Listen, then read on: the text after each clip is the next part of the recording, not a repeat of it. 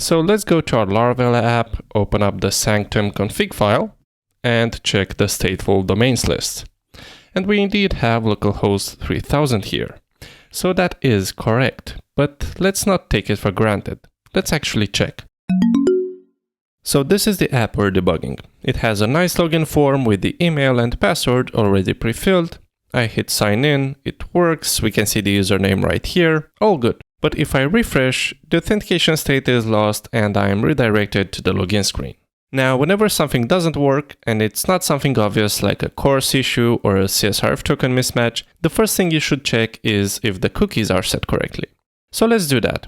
I'll open up the DevTools, go to Application, Cookies, and here they are. We have the session cookie and the CSRF token cookie. So these are set correctly, the problem must be somewhere else.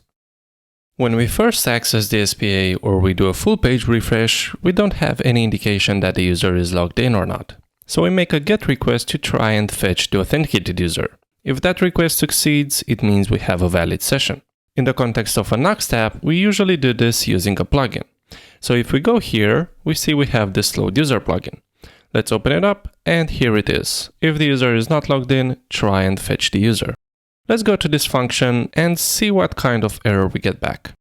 I'll go here, add error, and then do a console log. If we go in the browser and log in again, refresh, go back and open the terminal, we see we are getting a 401 response. Now, whenever you're working with Sanctum and you're getting a 401, that usually means there's something wrong with your stateful domains list. They're not properly configured. Our SPA lives under localhost 3000, so let's go to our Laravel app, open up the Sanctum config file, and check the stateful domains list. And we indeed have localhost 3000 here. So that is correct, but let's not take it for granted. Let's actually check.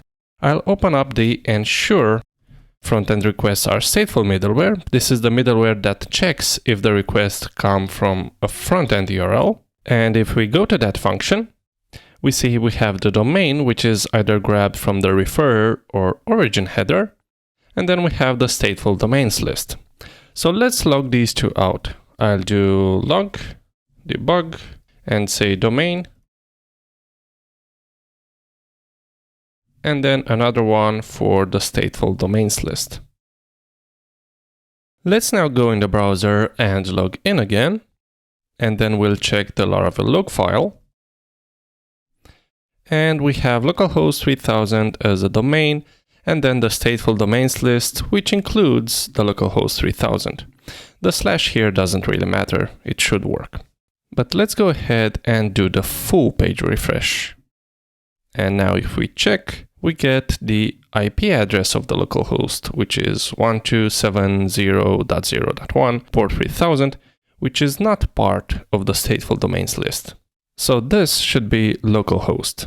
Let's go back to our Nuxt app and see what's going on there, why we're getting this incorrect referrer.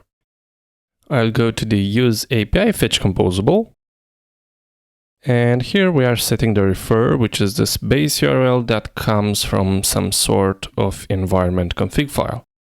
Let's go here, and we see the IP address is used instead of localhost. Now, even though the IP address and localhost point to the same application, they are not the same for Laravel. So you can use either one of them, but not mix and match. Let's go ahead and rename this to localhost. I'll save, go in the browser, refresh, and our authentication state is persisted, which is what we wanted. Now, of course, you can use the IP address instead of localhost, but you must make sure you're not mixing them. So if I undo this, let's do a search to make sure we're not using localhost anywhere. But we are right here inside the use API fetch composable. Let's do 127.0.0.1. And then let's also go to Laravel and open up the environment file. This also must be 127.0.0.1. And let's try this out. I'll go to 127.0.0.1. Open up the DevTools.